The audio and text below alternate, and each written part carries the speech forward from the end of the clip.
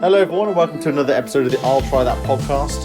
This week we are getting into a state of delirium. And by we I mean Barber. Yes. Travers. I'm already in a state of delirium. And myself, Joe. So that is all three of us present and correct for this state of delirium. Hooray! We are of course talking about Delirium, which is a Belgian brewer and maker of beer. As you can tell, we've decided. Have you done this before? We've decided to do the 8.5% beer at the end of a podcast recording. Yay! This is Delirium Tremens. Tremens. Tremens. Tremendous. Yes, it is Tremens. But anyway, I will stop butchering this awkward intro, and I'll pass over to Travers for the hot topic. So, I've discovered a hot topic today. That I think it's an interesting thing. Let's pass over to our reporter in the field. I've just thought of something that happened. Well, that is very much that Sky TV. You know, there's been a goal, been a sending off in the Wigan game. We'll go over to what's the guy's name? Chris Kamara. Cammy in the field, and someone's been sent off. Oh, I don't know, Jeff. There's been a new beer released, but who from? Rich Kamara. So, right, back to my good news. Pause. So. Oh, okay. So, because we're in January, and of course, the big thing in January is looking about how much you're drinking and looking about maybe trying something different and to maybe curb as much you're drinking, or maybe you start some new fitness thing. But a town in Belgium, I believe it is, called a town called Belgium of the town of Balan, a Belgian town, have noticed that young people were getting drunk. Before coming to kind of like big events that were being hosted by the town and the village, or the town and everything like that. And so they've introduced something called a sober token. So it's to stop teenagers, so as we would call in England, pre-gaming. So having all the alcohol before you get to a venue, is that if you turn up sober and you blow into a breathalyzer and you're below the legal limit, illegal limit, not legal limit, you get 3 tokens. Which will then give you free beers inside the venue. That's pretty sensible. Nice. That's a good way to. I mean, basically, they're saying, don't have your own pre-games, have your pre-game on us. Yeah, just like keeping it, keeping everything under control, isn't it? Really. I suppose it's stopping people turning up to events absolutely blotto, for one end of the word, and maybe getting consistently more drunk, and maybe ruining the evening for themselves. And I suppose it's they're trying to encourage to get there to have the fun at the event instead of ruining it and forgetting why you were there. Mind you, I suppose if it's a Belgian event and they're all drinking 8.5% as their 3 free beers, then I suppose it won't take too long. But no, I say that in jest. I mean, I'm actually trying to almost look for a downside to this. That seems really sensible. Makes for like a universally kind of enjoy. I mean, it's probably not going to like completely wipe out. I mean, everyone was young once, and there's going to be a little bit of overindulgence in advance to these sort of things. But I'm sort of looking for a downside to that, and I can't see one. No, I think you're absolutely spot on. I think it's responsibility. It's creating responsible drinking, isn't it? Although they're saying you can have up to 3 drinks tokens, and for most people 3 drinks tokens probably would be a good starter to an evening. If not, for other people it'd be too much. But I think that's a good starting point, isn't it? You're coming in sober, 3 drinks to start off with, because let's face it, some people don't know their limits, especially when they're starting out in, understanding when they want to go out. And that's probably where most people are kind of experimenting with these types of house parties or pre-drinks, whatever you want to call it. Not everyone has a safe space to do this. Some people are drinking White Lightning in a park bench in a park, and it's just like, there's just, I think we were quite lucky. I'm saying the royal we for us on this podcast, in that we had safe spaces to go, i.e. friends and parents' houses, basically, where as I said, their parents would be around. I mean, my house was definitely one of those where we would pre-game out, wasn't it, Drovers? We'd go and have a couple of drinks beforehand, have a good chats with my parents, and then go on our merry way, skip into town, and go and see the night away. But I don't think that's a very privileged position to be in. Yeah. Not everyone can be in that situation. Yeah, it's not always like that, is it? And I think, especially since I've noticed since coming out of COVID as well, where there's been a point where the younger generation, from people who were turned 18 in COVID, maybe haven't had that time to experience, and maybe they've gone out into town and it's been kind of A to B very quickly as well. So kind of introducing this sort of stuff is kind of introducing people to going out and about and having fun and a good time, but being responsible with it.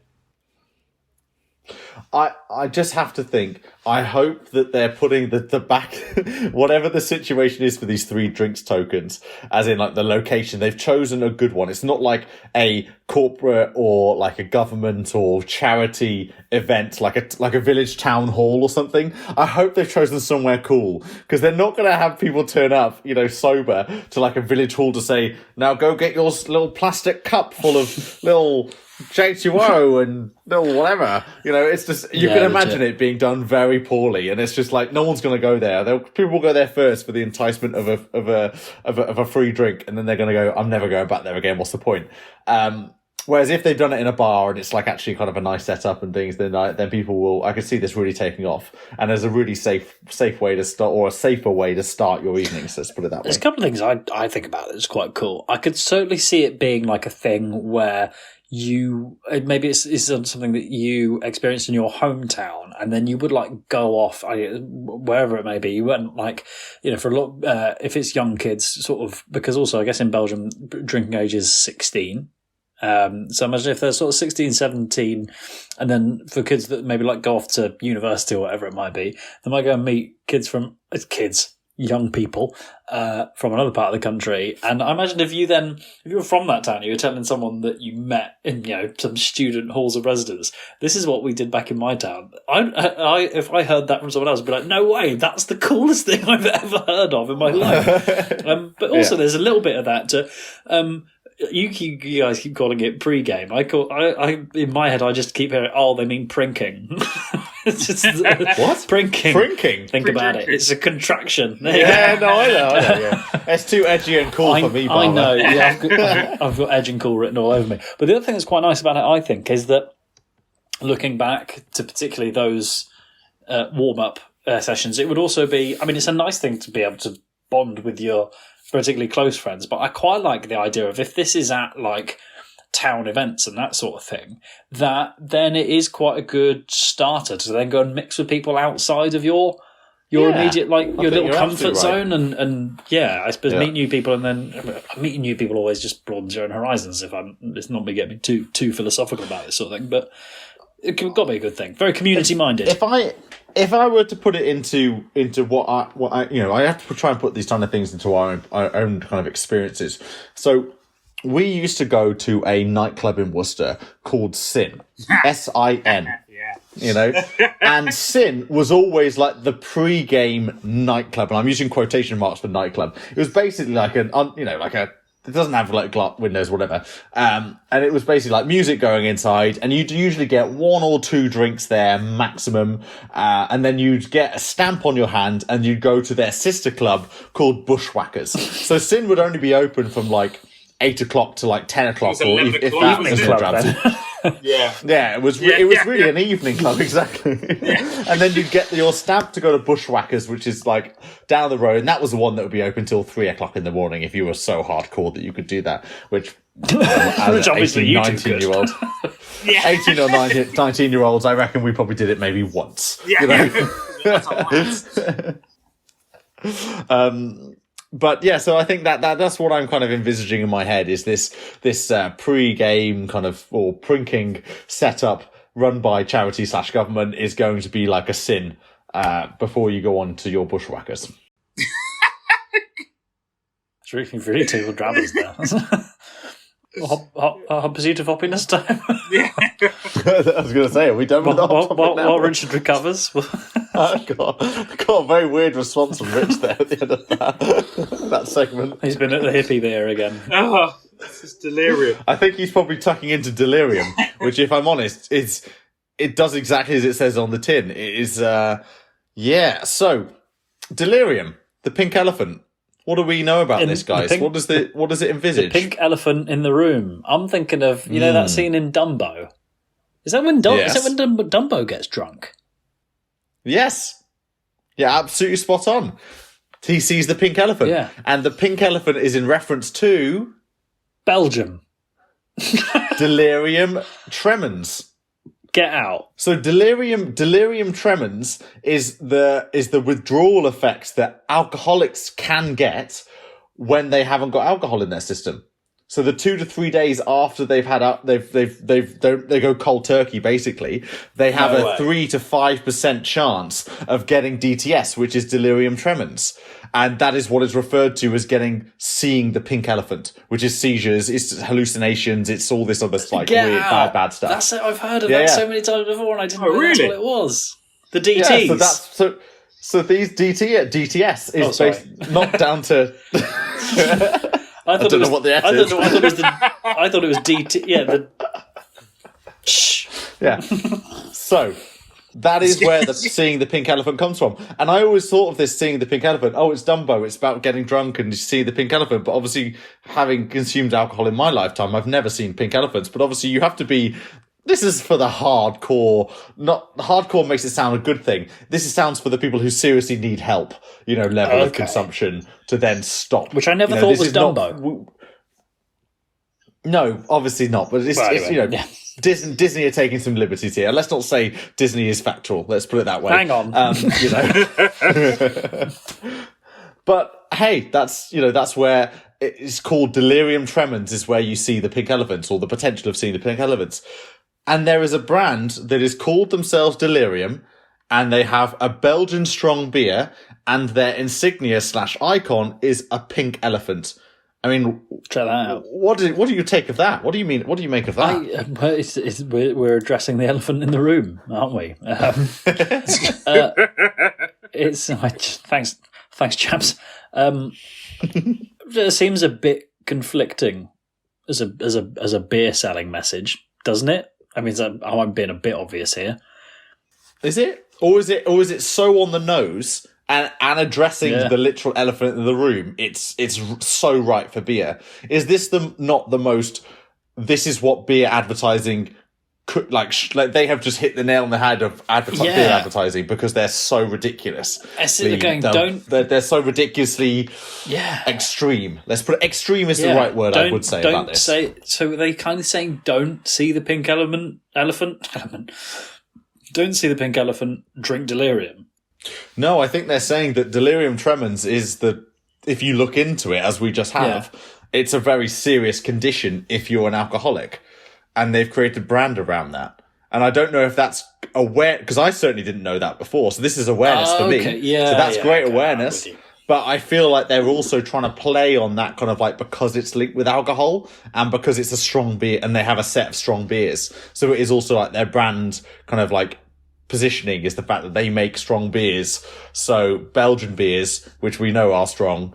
And so they're then it links up a little bit. Yeah, I was going to maybe say very much so. It's like danger of people misconstruing that as I just started to anyway. But I'm with you now. But okay, I understand.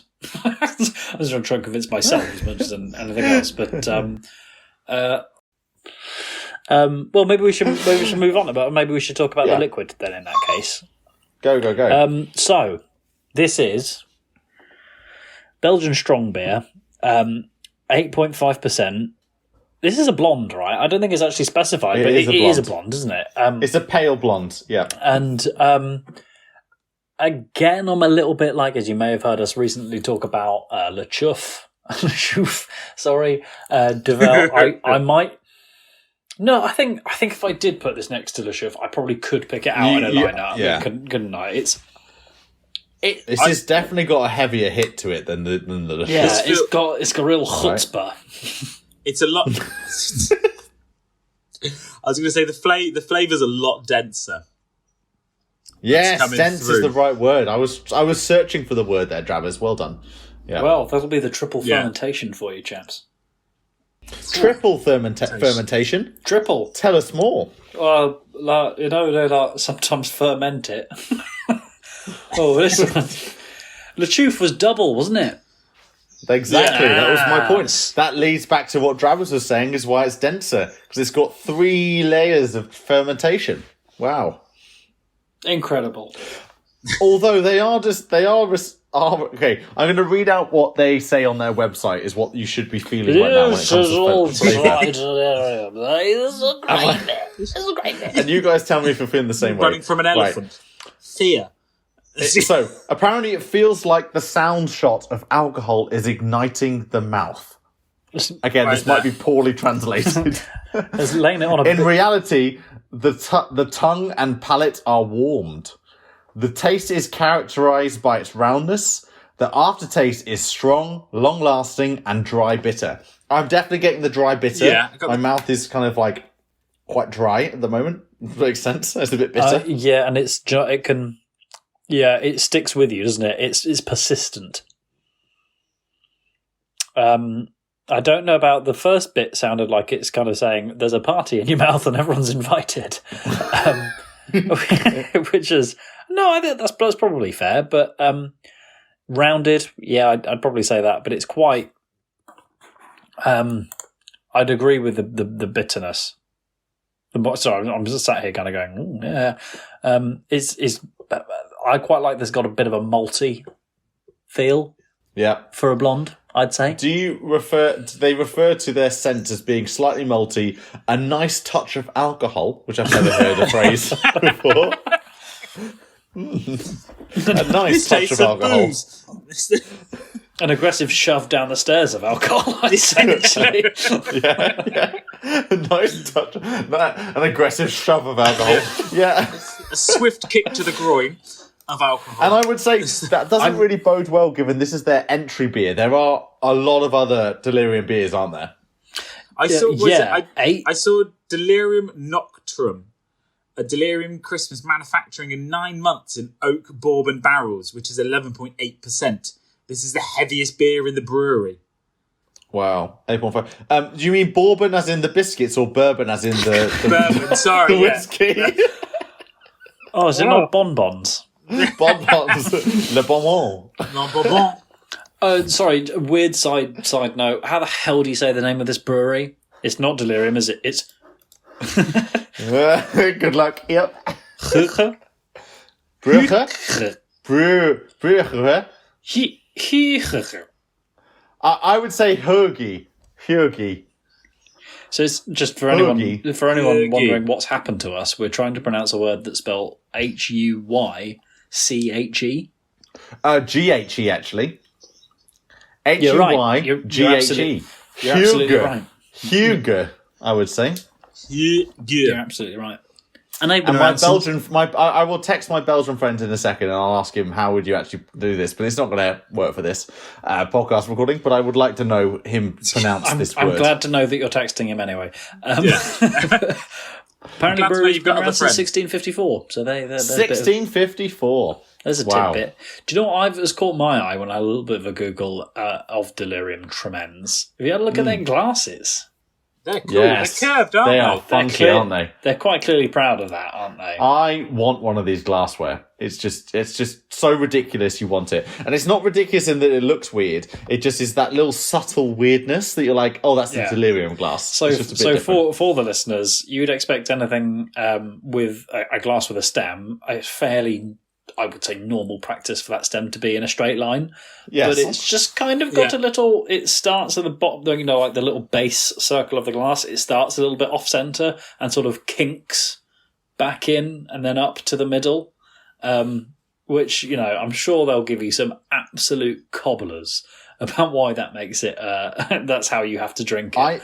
I feel like it's the brewery playing tricks on those. If you've had a drink or two and you're looking at that glassware and you're going, hang on, why is it not straight? Oh no, it's just must be my eyes playing tricks on me, Or they go and reach out for it, thinking it's straight, knock it over, and then they need to buy another one.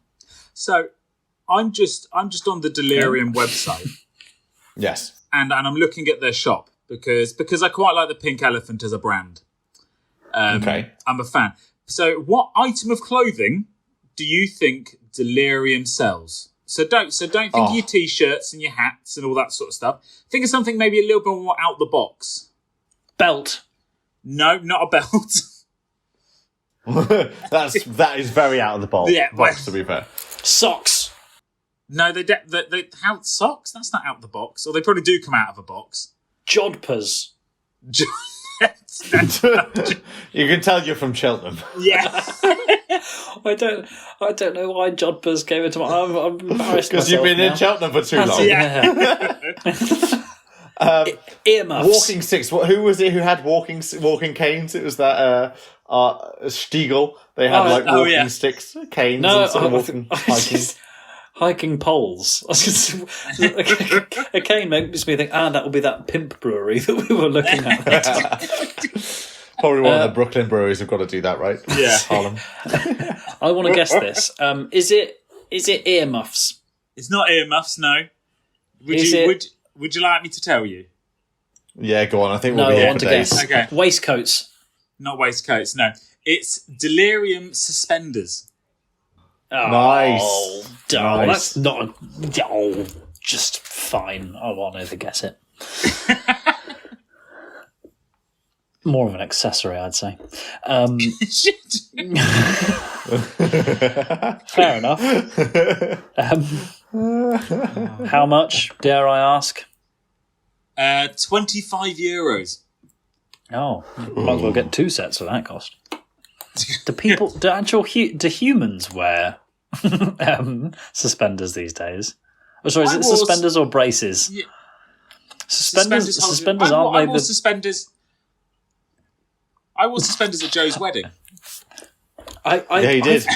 I think you're talking about braces. Suspenders, aren't they technically what keep your tights up? Like a lingerie thing? No, suspenders are... Braces. No, that's a girdle, isn't it? Well, what's a suspender belt then? Suspenders You're talking hold about your trousers braces. up. No, we're not talking about Yeah, I'm brace. I'm reading it off the thing. It says suspenders. Oh, mate, I'm not messing about. Suspenders. I might put it down to the translation thing. Suspenders are the things that a suspender belt. Take a look in the chat. I think suspenders and braces are interchangeable in the phrase. I'm sure there is a subtle differences. We've got. I'm sure that we're talking about the same thing. Those things that go over and are bloody over your cool. shoulders. Yeah. Yeah, take a look in the chat. Barber. You're wrong. Yeah, I know. I'm not saying that you're not right and that you've said what that has been described as. Basically, because I'm actually bluffing a little bit here. I have definitely been told in the past that you can't call those suspenders because that's what Joe's going to straighten us out. I've got a thing from Wise Guy Original. This is the well-known website of Wise Guy Original. If you call suspenders braces, you are possibly English or into tailored clothing. So refined taste, basically. Braces is the term the Brits use for the accessory, and traditionally the term refers to button-on suspenders. These button-on suspenders were historically made of higher quality materials and intended for business and dress wear. So we have very high-end clothing needs. What does he say suspenders are? Suspenders or braces are fabric or leather straps worn over the shoulders to hold up skirts or trousers. This is from Wikipedia. The straps may be elasticated either entirely or only at attachment and blah, blah, blah. Woven cloth form, XY, shape of the black. We know this, yeah. So we were both correct. I'm just saying, if you go on UK websites and try and buy some suspenders, you are going to get something different to what you're talking about. They do say suspenders are American English or Canadian English, and braces are British English or Australian English. So we have got a slight. I'm going to give you chaps a link to what happens when I go buy suspenders. No, you're going to get like garters and stuff, aren't you? You're going to get like little those things that Suspenders for women is the first. Yeah. You've got to go suspenders for men. There are Suspenders for men. We're getting off the beer topic here. Why won't you both just accept that I am right? You literally, within that link you sent us, it's all about men's suspenders and accessories. Braces for men, suspenders for men. Right, I've got the top things across this. I don't know if this is somehow not working. No, I'm with the same. The Ann Summers bow back. Ann Summers bow, yeah. Bow back. Scandalous bow is the underwired right way of cami saying that word, not suspender. bow. Jesus. Ann Summers fiercely sexy. Agent provocateur. Yeah. There is also a guy with a load of love-hate tattoos on his fingers with engravable, wide, dark brown convertible braces for men. Trindem. To be honest, guys, that's probably the internet just looking at what you guys have been looking at previously. Apparently versus mine. Anyway, Delirium. It's a good beer, isn't it? I got you two. You just need to accept when you're wrong. That's the thing. Should we do the Delirium numbers now? Oh, yeah, let's do the numbers, shall we? Yeah, okay, great. So, on Instagram, Delirium_brewery have 57.3k followers. Ooh, crikey. Nice. And Delirium Brewery on Twitter have 11k followers. One last thing before we go off. Why do you think the Delirium bottles have this kind of like grey kind of like covering over the bottle itself? I was going to say because they don't want you to see how intense the liquid is, colour-wise, just because of the But it's not that percentage. intense, though, is it? It's like a blonde. It's like an Albany blonde. It's not a Le Chauve blonde, but it's like kind of it's slightly orangey in comparison. Almost amber. Ambery, yeah, sure.